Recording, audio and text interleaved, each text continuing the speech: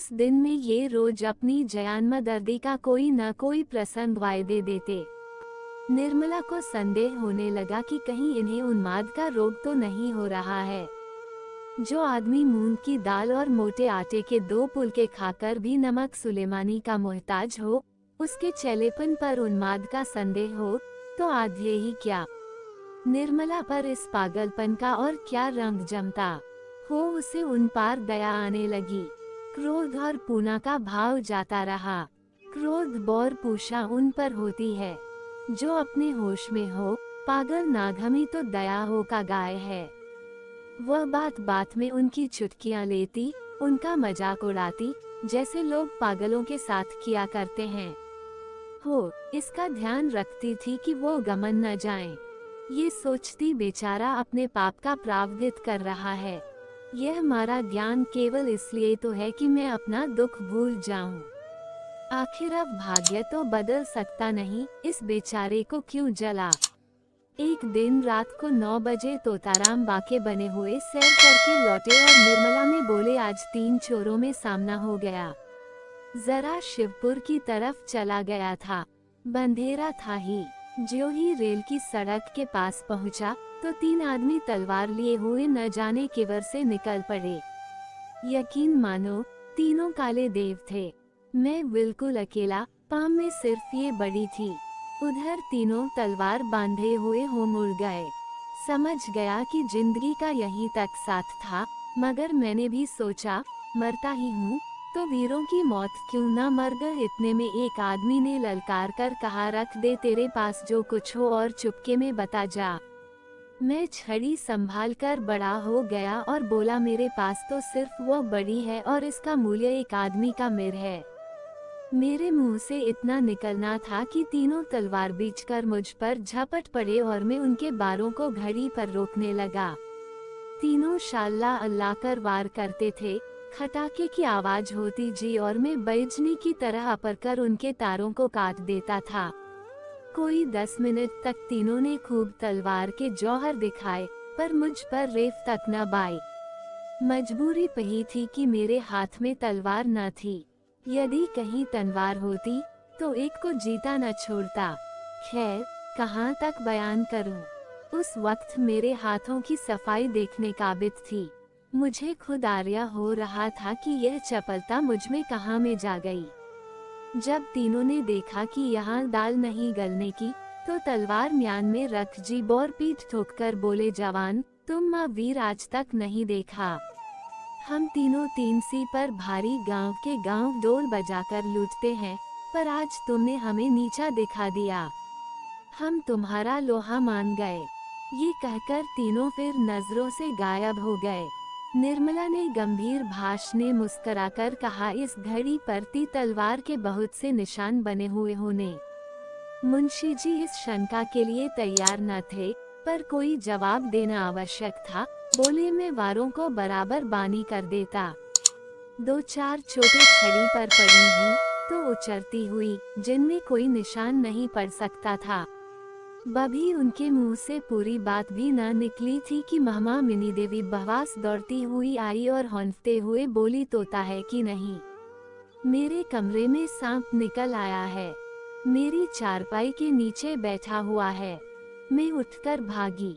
मुझाह कोई चीज का होगा। निवाने पुकार रहा है, जरा बनी तो डंडा लेते चमना। तोताराम के चेहरे का रंग उड़ गया, मुंह पर हवाएं छूटने लगी, मगर मन के भावों को छिपाकर बोले, सांप यहाँ कहाँ। तुम्हें चोखा हुआ होगा। कोई रम्मी होगी। रकमिनी जरे, मैंने अपनी आंखों देखा है। जरा चलकर देख, लोग हैं। मर्च होकर डरते हो। मुंशी जी घर में तो निकले, लेकिन बरामदे में फिर ठिठक गए। उनके पांव ही न उठते में कलेजा घर कर रहा था। सांप बहा क्रोधी जानवर है। कहीं काटने तो मुफ्त में प्राण से हाथ धोना पड़े। बोले, डरता नहीं है। सांप ही तो है। मेर तो नहीं, मगर सांप पर नहीं बसर करती। जाकर किसी को भेजे, किसी के घर में भला न आए। ये कहकर मुंशी जी लपके हुए बाहर बजे गए। मनसाराम बैठा खाना खा रहा था। मुंशी जी तो बाहर चले गए, इधर वह खाना छोड़ अपनी हॉकी का डंडा हाथ में ले कमरे में पुम्ही तो पड़ा और तुरंत चारपाई बीच में। सांप मस्त था, भागने के बदले फन निकालकर बड़ा हो गया। मनसाराम ने चटपट चारपाई की चादर उठाकर सांप के ऊपर फेंक दी और ताबड़तोड़ 3 बार डंडे कसकर जमाए। सांप बादर के अंदर तड़प कर रह गया। तब उसे ठंडे पर उठाए हुए बाहर चला। मुंशी जी कई आदमियों को साथ लिए चले आ रहे थे। मनसाराम को सांप लटकाते देखा तो सहसा उनके मुंह से चीख निकल पड़ी, मगर फिर संभल गए और बीने में तो आ ही रहा था। तुमने क्यों जल्दी की, दे दी, कोई फेंक आए। ये कहकर बहादुरी के नाथ रुक्मिणी के कमरे के द्वार पर जाकर खड़े हो गए और कमरे को खूब देख भाप कर मुद्दों पर ताव देते हुए निर्मला के पास जाकर बोलेने में जब तक आ जाओ मंगाराम ने मार डाला। विस्मन तहका हंडा लेकर दौड़ पड़ा। सांप हमेशा भाने से मारना बाहिए, वही तो लड़कों में ऐत है। मैंने ऐसे में कितने सांप मारे हैं। सांप को खिला खिलाकर मारता है, कितनों ही को मुट्ठी में पकड़कर मगल दिया है। रुक्मिणी ने कहा जाओ भी, देखनी तुम्हारी मर्दानगी। मुंशी जी प्रेषकर बोले अच्छा जानो में डरपोक ही मही तुमसे कुछ इनाम तो नहीं मांग रहा है। जाकर महाराज में कहा खाना निकाले। मुंशी जी ती भोजन करने गए और निर्मला द्वार की बौखट पर बड़ी गोच रही वी नगवान। क्या इन्हें सचमुच कोई भीषण रोग हो रहा है? क्या मेरी दशा को और भी दारुण बनाना चाहते हो? मैं इनकी सेवा कर मकती है, सम्मान कर सकी हूँ, अपना जीवन इनके बरनों पर अर्पण कर सकती है, लेकिन वह नहीं कर सकती जो मेरे किए नहीं हो सकता। अवस्था का मेद मिटाना मेरे बस की बात नहीं। आखिर यह मुझसे क्या चाहते हैं समझ गई। बाह ये बात पहले ही नहीं ममी थी, नहीं तो इनकी क्यों इतनी तपस्या करनी पड़ती, क्यों इतने ग्वांग भरने पड़ते। उस दिन में निर्मला का रंग ढंग बदलने लगा। उसने अपने को कर्तव्य पर मिटा देने का निश्चय कर दिया। जब तक नैराश्य के संताप में उसने कर्तव्य पर ध्यान ही न दिया था, उसके हृदय में विश्व की ज्वाला सी दहकती रहती थी, जिसकी असह्य वेदना ने उसे संज्ञाहीन सा कर रखा था। अब उस वेदना का वेग शांत होने लगा। उसे जात हो जा कि मेरे लिए जीवन का कोई आनंद नहीं। उसका देखकर क्यों इस जीवन को एक संसार में मग के सब प्राणी मुख से जी परती नहीं सोते। मैं भी उन्हीं अभागी में से है। मुझे भी विधाता ने दुख की गहरी डोने के लिए चुना है। वह बोत सिर से उतर नहीं सकता, उसे फेंकना भी बाहों तो नहीं फेंकती। उस कठिन भार में बाहें आंखों में बंधेरा छा जाए, चाहे गर्वन टूटने लगे, बाहें पैर उठावा दुस्तर हो जाएं, लेकिन वह गहरी डोनी ही पड़ेगी। उस भरकर कैदी कहाँ तक रोवेगा? रोए भी ती कौन देखता है कि उस पर दया आती है। रोने में काम में हर्ज होने के कारण उसे और यातनाएं ही तो महनी पड़ती हैं। दूसरे दिन वकील साहब कचहरी में जाए तो देखा निर्मला की महास्या मूर्ति अपने कमरे के द्वार पर बड़ी है। वह बनन्य छवि देखकर उनकी आंखें तृप्त आ गई। बाज बहुत दिनों के बाद उन्हें ये कमल खिला हुआ दिखलाई दिया। कमरे में एक बड़ा सा जायना दीवार में लटका हुआ था, उस पर एक पर्दा पड़ा रहता था। आज उसका पर्दा उठा हुआ था। वकील माहब ने कमरे में कदम रखा तो शीशे पर निगाह पड़ी। अपनी मूरत माफ साफ दिखाई दी। उनके हृदय में चोट भी लग गई। दिन भर के परिश्रम में मुख की कांति मलिन ही गई थी।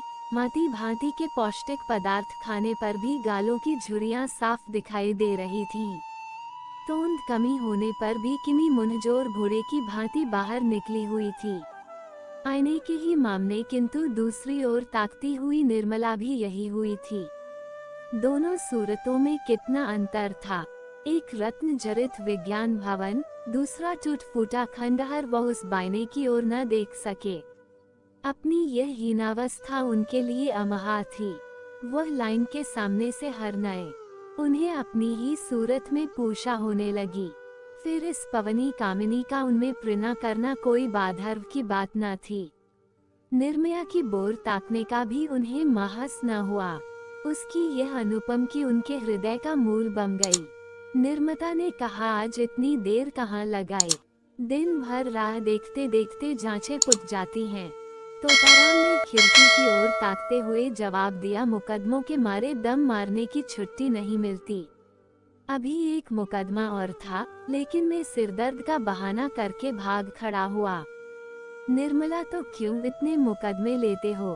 काम उतना ही करना चाहिए जितना आराम ये हो सके। प्राण देकर थोड़े ही काम किया जाता है। मत लिया करो बहुत मुकदमे, मुझे रुपयों का नहीं। तुम राम रहोगे तो रुपये बहुत मिलेंगे। तोताराम, नई जाती हुई लक्ष्मी भी तो नहीं कराई जाती।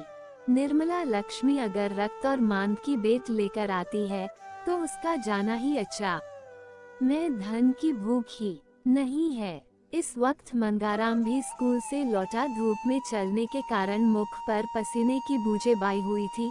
गोरे मुखड़े पर खून की लाली दौड़ रही भी बांधों में ज्योति सी निकलती मालूम होती थी।